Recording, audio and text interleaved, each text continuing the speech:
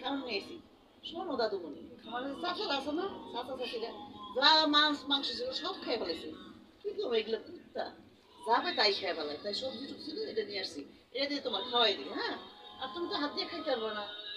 মুখটাও তো বান্ধা মুখটা খুলে দিই মাইখা দিই তোমার খাওয়াই দিই হ্যাঁ না দাদা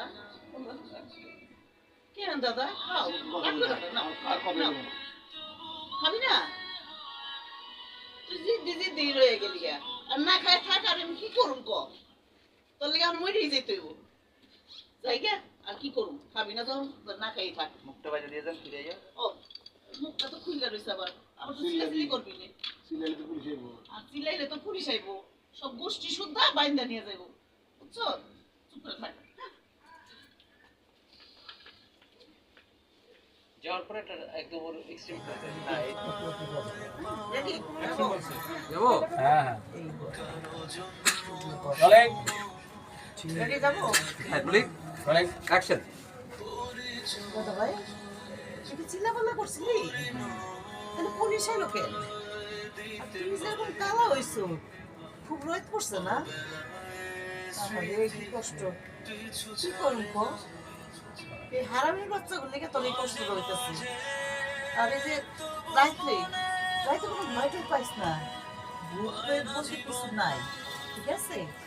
আর সবাই তো একবার ওয়াশরুম নিয়ে গেছিলাম আমি কি যাবি হ্যাঁ আর যাবি কেমনে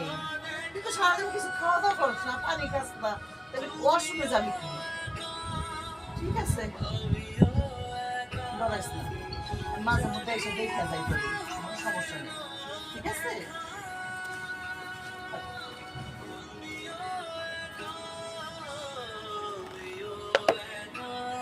তাকাও যাওয়ার দিকে তাকাও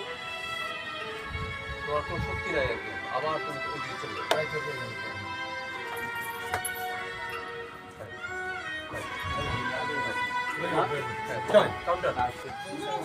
দেখছো আর স্যারেরা এই অবস্থা থাকলে মানুষ কি করবো পাগল পাগল লাগতেছে আর এই শয়তানের বাচ্চারা তো আজকে বাড়িতে নাই এদিকে তোর লিগে একটু তেল তুলেছি মাথায় তেল দিয়ে নিতেছি দেখ তো ওটা খাই তো ওটাই পড়ি তোর যদি একটু সেবা যত্ন না করি তাহলে আমি বেমন হয়ে যাবো এদিকে এলো এলাম একটু তেল তুল দেই তোর মাথা মতো একটু ঠান্ডা থাকবো যাতে তুই দুই একটা কথা শুনিস আমার দাদামণি দেখছো কি অবস্থা দুই একটা কথার উত্তর দেয় না শোন আমরা বেমান হইলো মনে কর তোর এই দাদি বেমান না তোর নুন খাইতেছে তোর একটু গুন্ডাই দেবো না করছি কি এরকম করিস না আমি তো মাথায় তেল দিয়ে দিই সুন্দর করে